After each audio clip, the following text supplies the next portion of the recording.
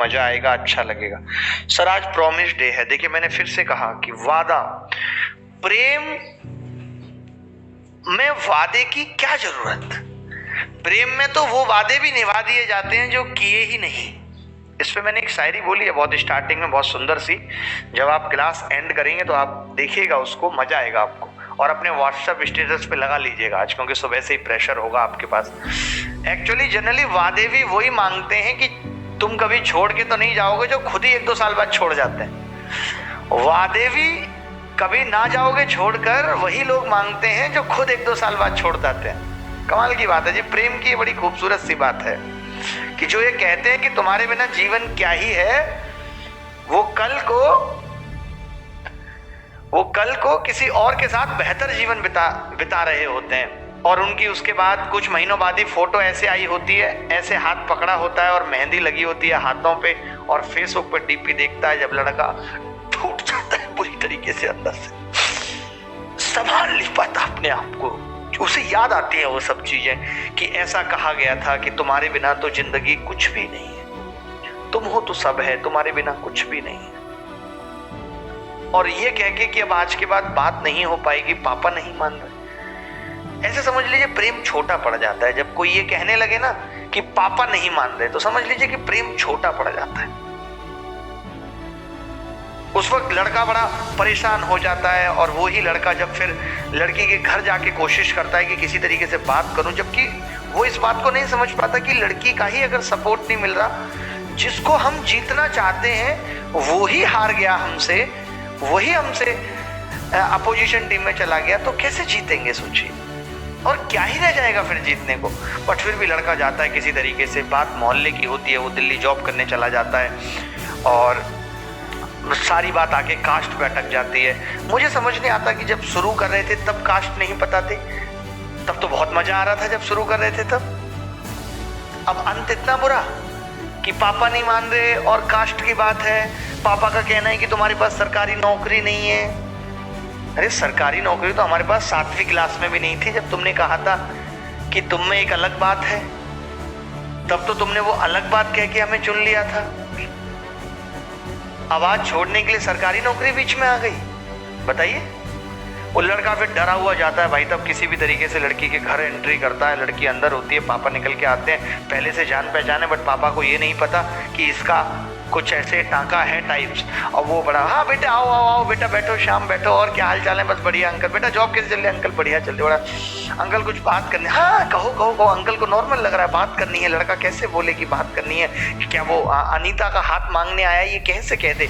ऊपर से वो अंकल ने कहानी शुरू कर दी, बेटा मैं तो बस तुम्हें फ़ोन करने वाला ही था, बताने वाला था अनीता के लिए एक लड़का देखा है और 1-2 महीने में शादी हो जाएगी, और अभी जो है रोका हो गया है। अब लड़के की आंखें भाई साहब फूल रही हैं, रोका हो गया? हमें तो ये बात रोक के बताई नहीं गई थी कि रोका हो गया है। लड़के का भाई खड़ा है, क्योंकि उसको पहले से ही शक था इस आदमी पे कि कुछ कर रहा है। अंकल मैं बस कहना चाहता हूँ। बहुत हिम्मत करके वो आदमी कैसे कहे इतना सब होने के बाद, कैसे कहे? कितना मुश्किल है कह पाना। लेकिन मैं नहीं चाहता यहाँ पे लोग रो देंगे अगर वो कहानी मैं आपकी आंखों के सामने ले आऊं। किसी तरीके से वो कहता है, ओ पापा बोला क्या अनीता इधर आओ। अब लड़के को लगता है अनीता हाँ करेगी या ना। भाई साहब 99% चांस है कि अनीता ना कर देगी कि नहीं पापा ऐसा नहीं है, इन्होंने गलत समझ लिया था, ऐसा कुछ नहीं, हम लोगों की 1-2 बार बात हुई। अब लड़का अलग से टेंशन। वही उसी ने भाई साहब निकलने के बाद ही घर से तमाम तरीके से रोना, अपने दोस्त को फोन करके बोलेगा भाई अब बस, अब जीना नहीं हो पाएगा यार, अब नहीं हो पाएगा जीना भाई, सब खत्म हो गया। दोस्त समझा रहा था, पागल है तू, कुछ खत्म नहीं हुआ, मैं बात करूंगा अनीता के पापा से, मैं समझा दूंगा, तू टेंशन मत ले, तू सीधा। भाई अब नहीं आऊंगा भाई, स्टेशन से उठा ले जाना कल। इस तरीके से मैं फिर भी एक ही बात कहूंगा, देखिए कई बार, अब मैं थोड़ी ज्ञान की बात करूंगा, कई बार जिंदगी में हम जिन पलों में बहुत उदास हो रहे होते हैं, बहुत दुखी हो रहे होते हैं, उसके कुछ चंद महीनों बाद हमें पता चलता है, हमें हंसी आती है उन पलों को सोच के कि हम कितने पागल थे जो हम इतने परेशान हो रहे थे। क्योंकि ज़िंदगी में याद रखना, परिवर्तन ही जीवन का नियम है। एक दरवाज़ा बंद होगा तो दूसरा दरवाज़ा खुलेगा, एक अपॉर्चुनिटी ख़त्म होगी तो दूसरी अपॉर्चुनिटी लाइफ में मिलेगी।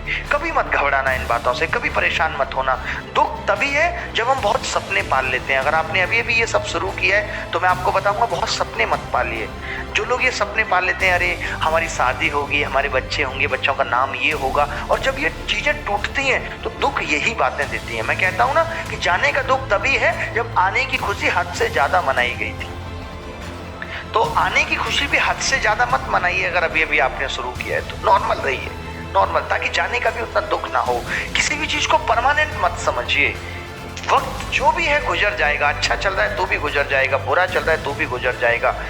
अगर डर के साथ जीवन जिएंगे, क्योंकि जब आप बहुत प्रेम में पड़ जाते हैं, प्रेम करना देखिए एक अलग चीज है, लेकिन जब आप बहुत पागल हो जाते हैं, बहुत ज्यादा डूब जाते हैं, तो हर पल आपको उसको खोने का जो डर सताता है, और डर में जीवन नहीं है। डर है तो जीवन ही नहीं है। जिस दिन डर खत्म हो गया तो क्या जिंदगी है, क्या जीवन जीने का आनंद है, आपको पता चलेगा, तब जाके आपको पता चलेगा। तो मैं यही कहूंगा कि ये वादे, अगर आज आपसे कोई कहता भी है कि वादे दे दीजिए, तो बोल दीजिए कि प्रेम है तो वादों की क्या जरूरत है, और जब प्रेम ही नहीं है तो वादों की कीमत क्या है। लोग करके भी तोड़ जाते हैं, क्या नहीं तोड़ते बताइए?